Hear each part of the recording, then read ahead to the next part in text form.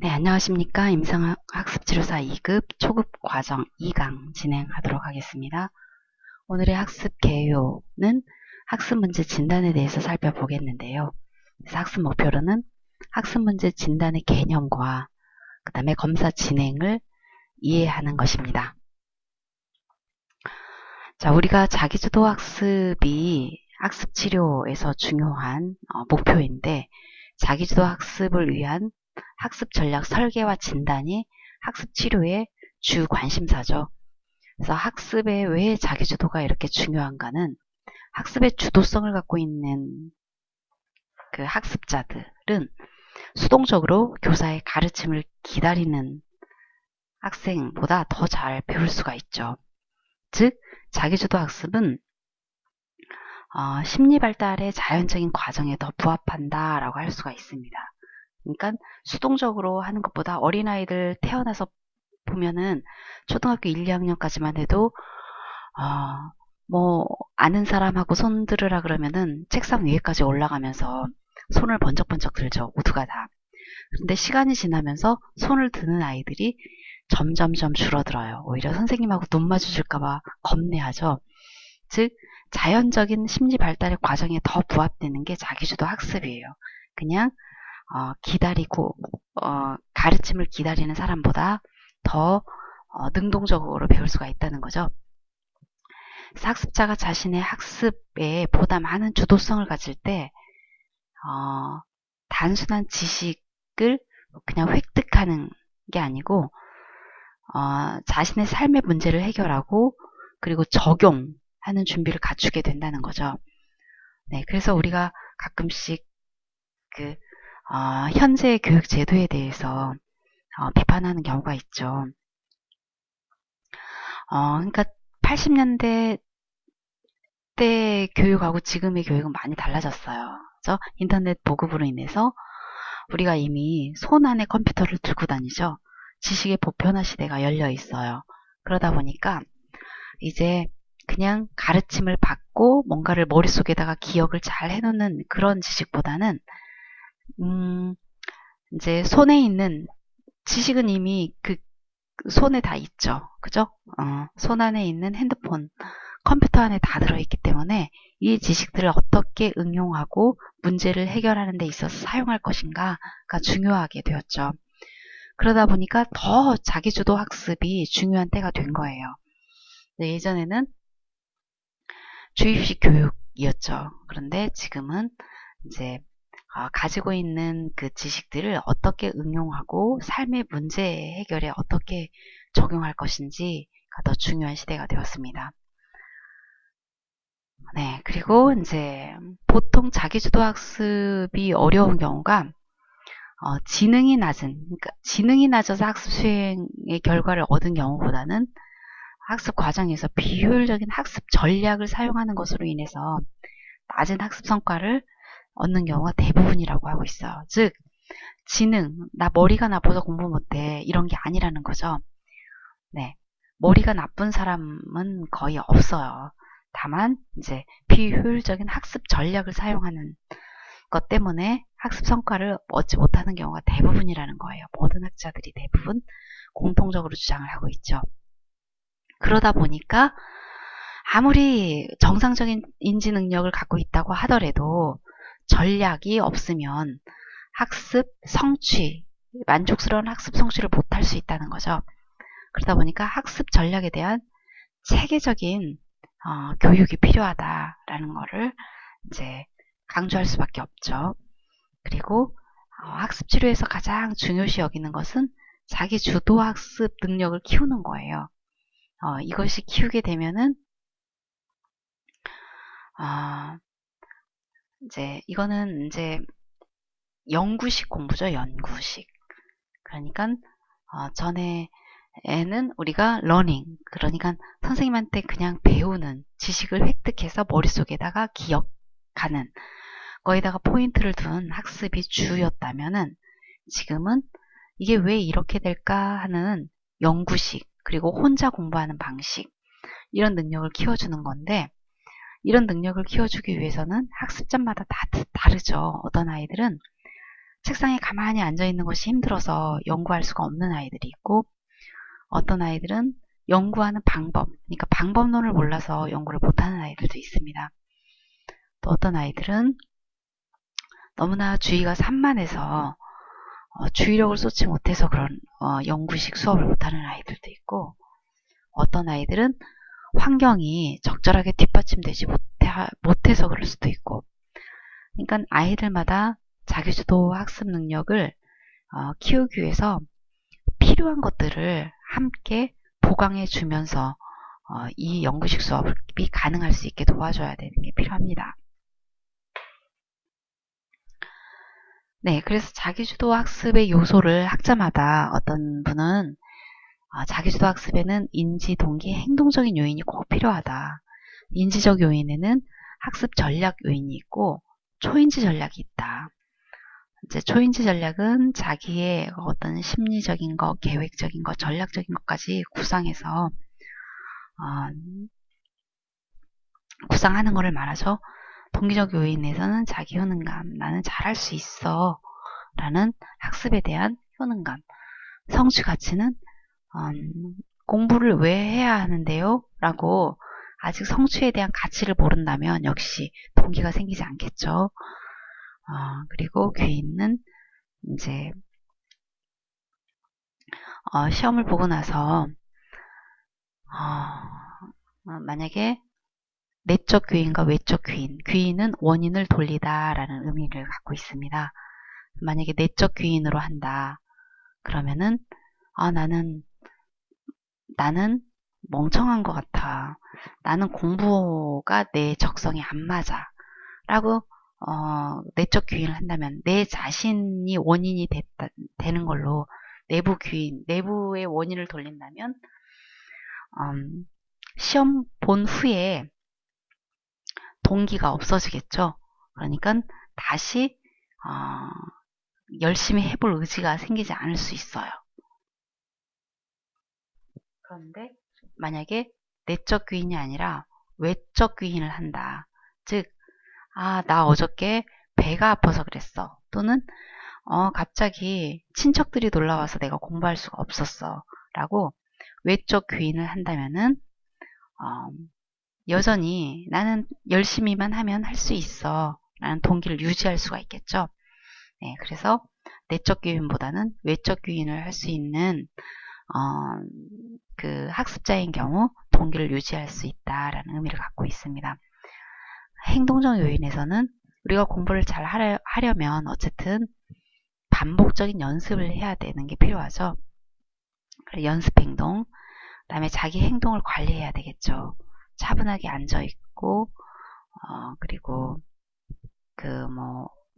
수업 시간이라든지, 그 혼자 공부하는 시간에 주의를 두려고 노력하고, 그 다음에 시간을 관리하는 행동, 이런 것들이 행동적 요인이겠죠. 그래서 인지, 동기, 행동적 요인, 이 세 가지들이 있어야 자기주도 학습을 할 수 있다 라고 주장하는 학자들이 있습니다. 이 중에 어느 한 요인, 인지적인 요인에서 어떤 학습 전략이나 초인지 전략이 부족할 적에는 우리가 이 부분에 부족한 점을 도와줘야지 자기주도 학습을 할 수 있다는 거예요. 동기적 요인에서도 자기 효능감이나 성취에 대한 가치나 귀인이 그 내적 귀인을 하는 아이들이라면은 자기주도 학습을 하기가 어렵다는 거죠. 그래서 효능감이 부족한 아이들은 효능감을 채워주는 그 프로그램을 진행해 줘야 되고, 성취에 대한 가치가 없는 아이들은 성취에 대한 가치를 가질 수 있도록 도와주는 게 필요하고, 행동적 요인에서는 행동 관리를 못하는 아이들은 습관이나 태도를 잘 갖출 수 있게 도와주는 어떤 프로그램이 필요하고, 또 시간 관리가 안 되는 아이들은 시간 관리를 할 수 있도록 도와주는 어떤 프로그램이 필요하고, 네, 이렇게 이 각각의 영역에서 어떤 특정 영역이 만약에 결핍되어 있다. 그러면 자기주도 학습이 어렵다라고 하고 있습니다. 그래서 우리가 이런 부분들을 다 검사를 하죠. 그래서 검사 후에 부족한 부분을 진단해서 치료 계획을 세워서 프로그램을 진행해줘서 그 부분을 증진시키는 개선해주는 것이 학습 치료라고 볼 수가 있습니다. 자, 그리고 짐머맨 등은 학습 전, 중, 후 단계가 있는데 학습 전 단계에서는 먼저 학습 목표가 설정이 되어야 되고 학습 전략과 계획이 수립이 되어야 되고 자기 효능감이 인식되어야 하고 그렇게 되면은 이제 공부를 할 수 있다는 거예요. 책상에 앉아서 책을 필 수 있다는 건데 책을 피면은 집중력이 있어야 공부를 할 수 있다는 거죠. 그리고 자기주도적인 행동을 해야지 여전히 공부를 지속시킬 수 있다는 거죠.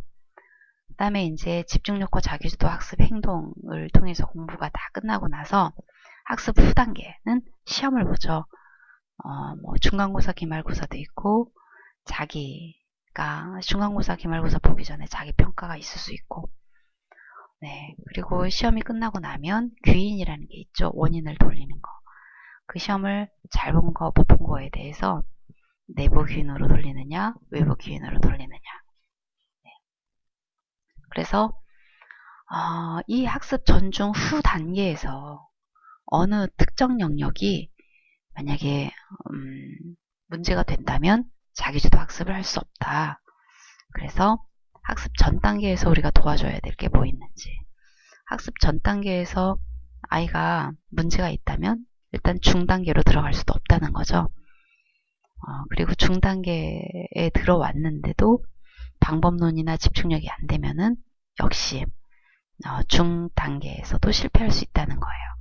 중단계가 다 성공하더라고 한다고 하더라도 자기평가나 귀인에서 또 실패한다면 또 좋은 성취를 할 수 없다는 거죠.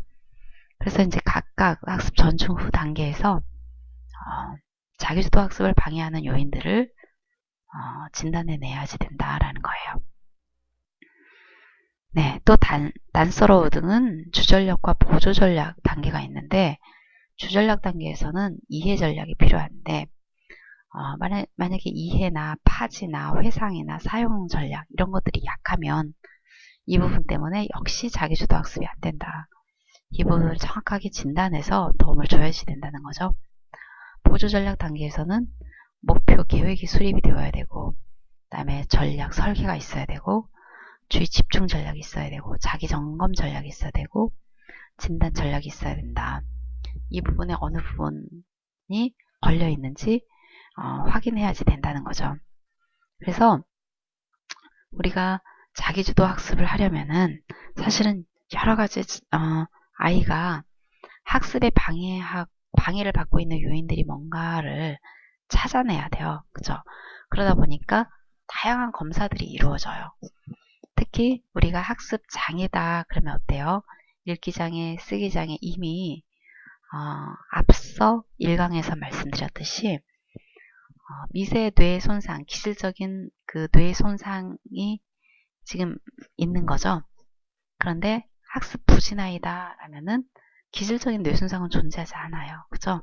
그러다 보니까 학습 장애 아이들보다 학습 부진 아이들은 굉장히 검사가 굉장히 다양해요. 심리적인 것도 봐야 되고 성격, 환경, 방법론, 태도 다 봐야지 되죠.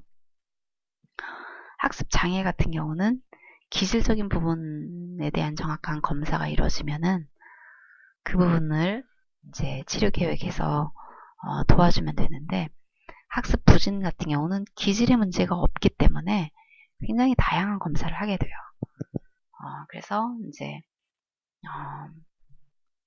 물론 이제 인지적인 부분에서도 굉장히 우수한 수준의 인지를 갖고 있는 아이들이 있고 중상 정도, 평균 정도, 중하 정도, 하위 정도 이렇게 나뉘죠. 그래서 하위 정도에 있으면은 수용 능력에서 약간의 부족함이 있어요.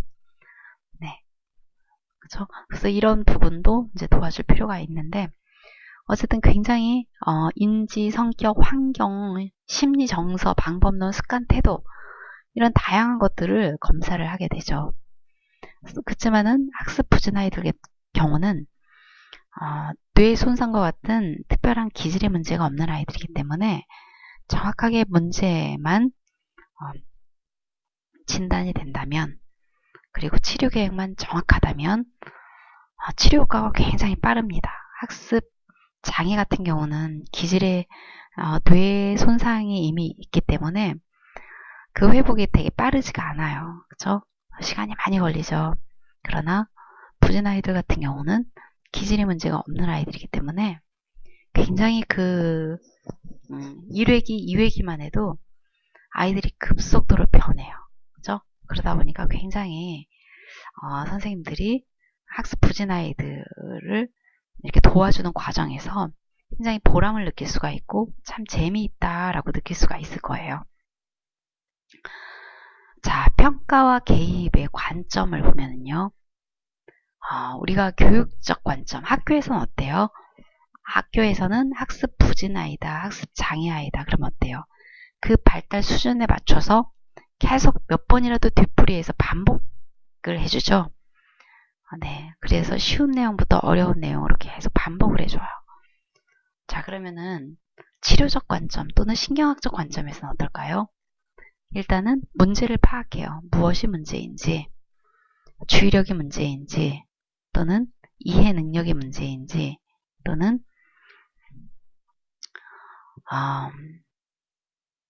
그 경험, 과거 경험 학습의 자극이 없는 것이 문제인지, 또는 방법론의 문제인지 문제를 파악을 하죠. 그리고 그 특성에 따른 그 치료 계획이 들어가서 지도가 치료 계획에 따른 개입이 들어가죠. 그러니까 신경학적 관점으로 조금 더 섬세하게 보면은 일단 뇌의 기능적인 특성에 따른 문제를 파악을 해요. 그죠?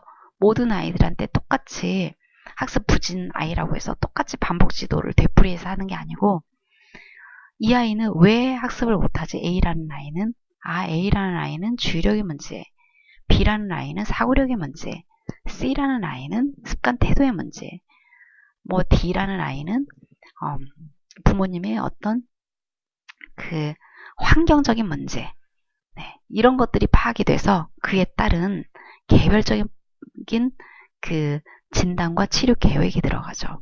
그리고 프로그램이 진행이 되죠. 그러다 보니까 굉장히 좀 효과적이죠. 네.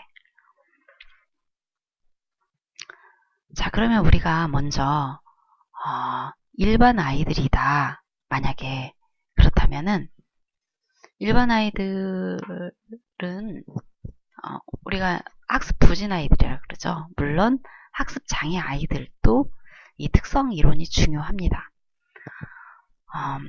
일반 아이들 같은 경우는 이제 아이가 가지고 있는 어떤 잠재성이 다르고 성격이 다르고 학습이나 경험을 할 적에 인지 처리하는 방식이 다 다릅니다. 그러면 그 다른 특성을 우리가 충분하게 진단을 하고 그에 맞춘 교육이 필요해요. 자, 먼저 특성 이론을 보면은 특성 이론이다라는 것은 사람마다 모두 다 태어날 때부터 선천적인 특성이 있다라는 거죠. 다르다라는 거죠. 그래서 특성 이론에 기반을 둔 개인의 특성 유형을 분류하는 검사들이 기존에는 특정 성격 이론에 근거하여 분류가 되어 왔어요. 예를 들어서 MBTI나 애니어그램이라든지 홀랜드라든지 이런 것들은 어떤 학자가 내가 경험해 보니까 사람들이 이런 부류로 나뉘는 것 같아. 그러니까 성실한 사람, 관습적인 사람, 예술적인 사람 등등으로 나누는 것 같아. 그리고 그걸 굉장히 체계적으로 논리적으로 이렇게 기술이 되고 그거를 지지하는 학자들도 많고 책에도 실리고 그럼 검사를 개발하는 사람들은 그 이론에 근거해서 검사가 개발이 되고 그랬는데 최근에는 이제 뇌와 정신과정의 기제를 연구하는 그 신경심리의 실증 연구가 굉장히 많이 축적이 되었어요. 그래서 나는 전두엽의 어느 이쪽 영역을 연구하는데 특정 영역을 연구하는데 그 자료를 좀 다 줘보세요 하면은 그 자료를 금방 100개, 200개 구할 수가 있는 게, 현재는 우리가 정신과에 가면 뇌손상 환자들이 가장 많아요. 옛날에는 그러니까 정신분열증 환자들이 가장 많았죠. 그런데 IMF 지나면서 알코올 중독 환자들이 가장 많아지면서 지금 더 지나면서 지금은 뇌손상 환자들이 많아요. 그러니까 예전에는 뭐 교통사고 나거나 어디서 떨어지거나 사고 나서 뇌를 다치면은 그 뇌의 문제가 그냥 일반 의학적인 상태에만 치료가 되면 그건 정신과적인 문제라기보다는 그냥 일반 의학적인 상태로만 치료가 되고 끝났어요. 그런데 지금은 이제 정신과적인 부분에서 보험 수가라든지 이런 것들이 잘 측정이 되고 있다 보니까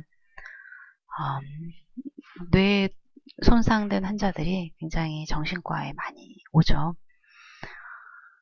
네, 그래서 내가 어떤 특정 영역을 연구하고 싶다 그러면은 그 부분에 손상된 환자들의 그 특징들을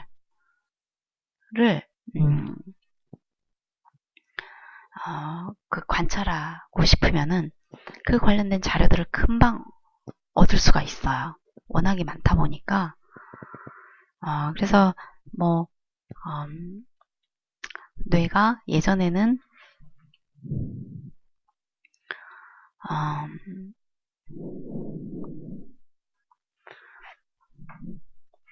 예전에는 이제 뇌에 대한 연구가 많이 발달되지 않았을 적에는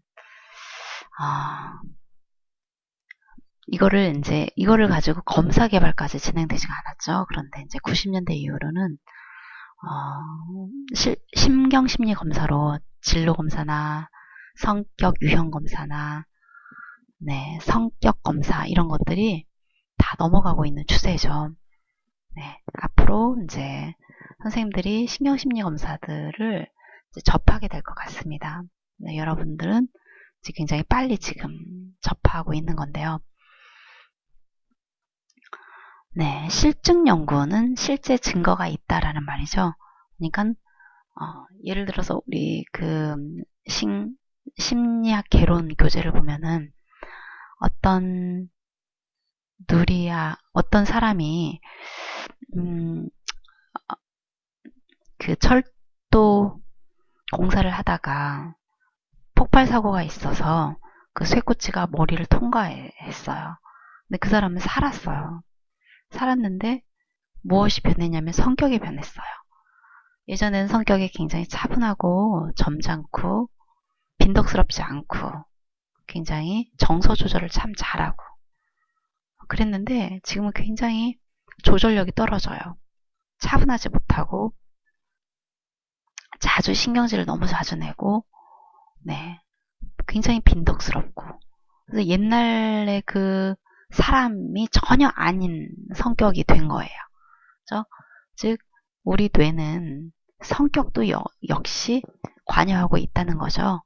네, 그래서 성격 검사로도 많이 쓰입니다. 이렇게 그 뇌 다치는 환자들을 대상으로 한 실제 증거, 실증 연구가 축적되면서 이제 성격 검사라든지 진로 적성이라든지 우리 가끔씩 뭐 우방구 있는 사람들은 창의성이 좋고 어떤 일을 잘한대, 좌방구 있는 사람들은 논리적이고 무슨 일을 잘한대 이런 말들 잘 하시죠. 즉 뇌가 개인의 적성, 진로에 중요한 역할을 한다는 거죠. 뇌의 발달, 자가. 네, 그래서 진로 적성 검사 용으로 굉장히 많이 신경심리 검사가 나오고 있죠. 그리고 우리가 학습을 하는 것은 뇌의 활동이죠. 그러다 보니까 당연히 학습 유형 검사는 신경심리 검사가 이제 대부분이죠. 네, 그래서 이렇게 이제 실증 연구가 축적되면서 실제 개인의 인지 활동의 기초가 되는 두뇌의 신경 생리학적 기반의 그 유사한 적성, 유사한 성격, 학습 특성을 가진 사람들을 분류하는 검사가 굉장히 활발해지고 있습니다. 여러분들한테 소개시켜 드리려고 하는 것은 이제 APL, Aptitude aptitude, personality, learning 해가지고 aptitude 적성 검사, personality 성격 검사, learning 학습 검사죠. 이 세 가지를 신경심리 검사로 여러분들이 이제 볼 수 있도록 소개를 해드리고자 합니다. 이것은 이제 버틀러 그레고릭 모델에 기초한 이제 검사인데요. 우리나라에서는 이제 2006년에 국내에서 표준화되었죠. 그래서 이제 지금 이제 임상이나 다양한 상담 장면, 진로, 리더십 장면 이런 데서 많이 활용하고 있죠. 네, 그래서 애플은 이제 그레고릭 앤토니의 뇌의 정보 처리에 대한 그 그레고릭 모델에 기반해서 이제 셀리 사라신의 이론적 기초가 이제 있죠. 자, 신경심리 검사는 네, 뇌의 기능이죠. 뇌의 기능과 우리 인간의 행동 간의 관계, 그러니까 즉 이 관계 연구를 통해서 우리의 그 정신 과정을 연구하는 것이 바로 뉴로사이콜러지라고 할 수가 있습니다. 신경심리 검사의 주요 영역은 실제로는 이전에는 그 주의력 검사, 기억 검사, 언어 검사, 시공간 능력 검사, 관리 기능 검사, 고등 인지 검사, 운동 기능 검사 이런 것들을 많이 했어요. 즉 대상은 주로 뇌 손상 환자들을 대상으로 했어요. 치매 환자라든지 사고 나서 뇌를 다친 환자들이라든지 이런 환자를 대상으로 주로 신경심리 평가가 이루어지고 있죠. 네, 그리고 심리적 적응과 성격, 직업, 사회 장면에서의 적응 능력 이런 것도 신경심리 검사의 주요 평가 영역입니다. 자, 뇌의 기능적 조직화가 있죠. 기능적 조직화다라는 것은 이제 국부 뇌 손상을 가진 그 환자들을 보면은 어떤 영역이 손상이 되면은 그 부분이 담당하는 그 역할을 못하죠. 그러니까 우리가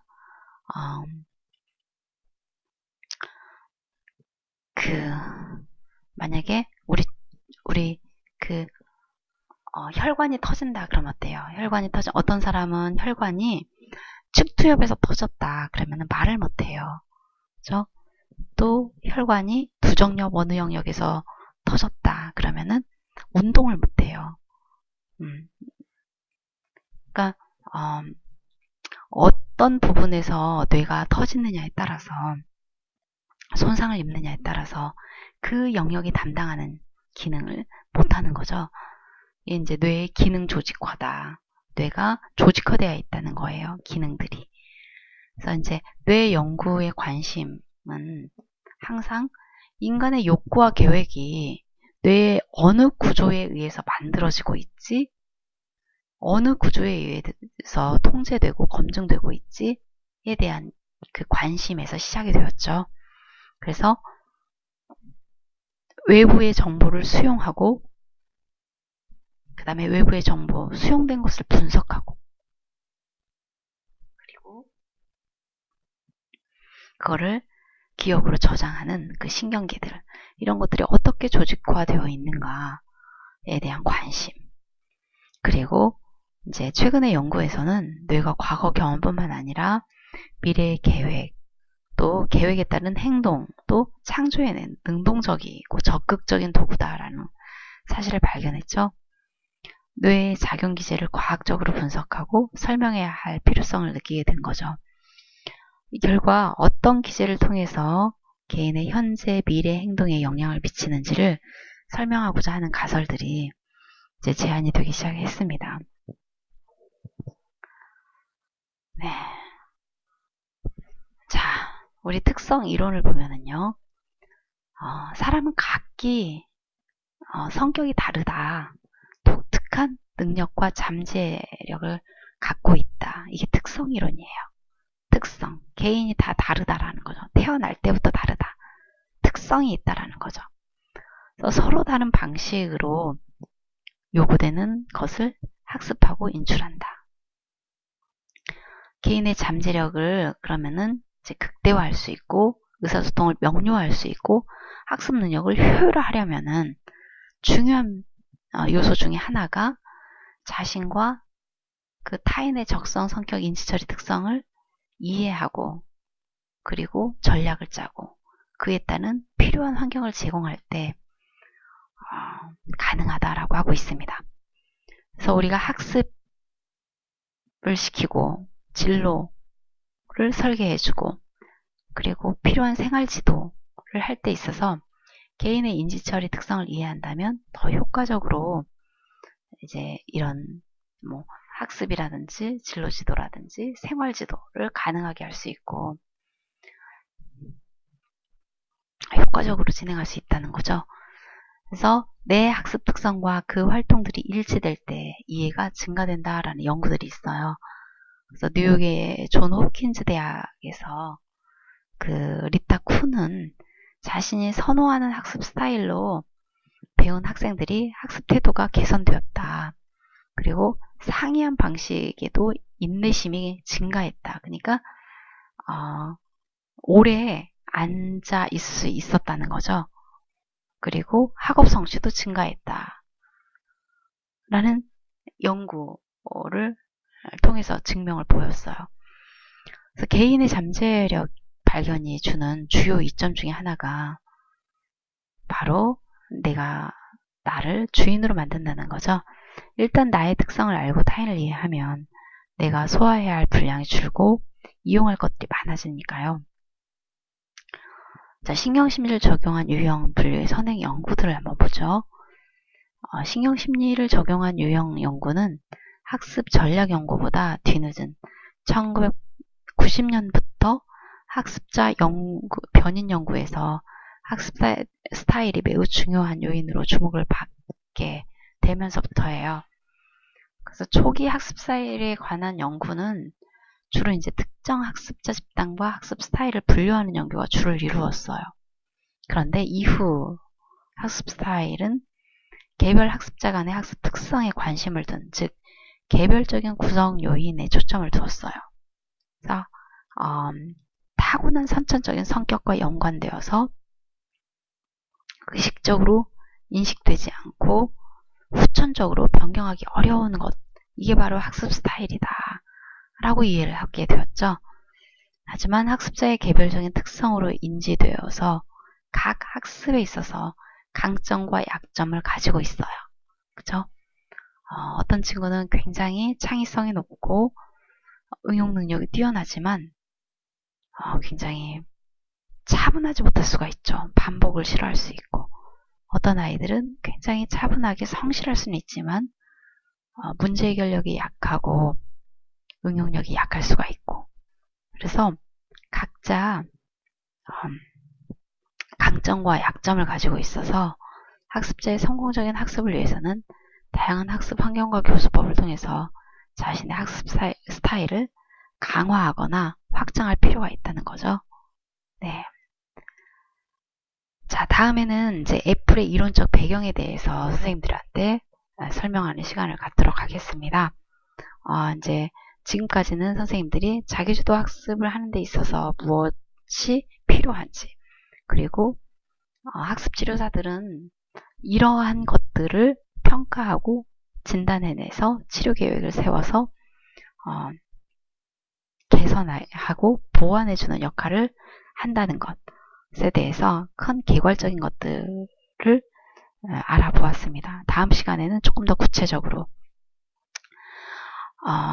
학습 치료를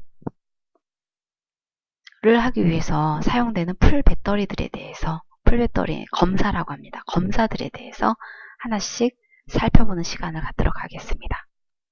감사합니다.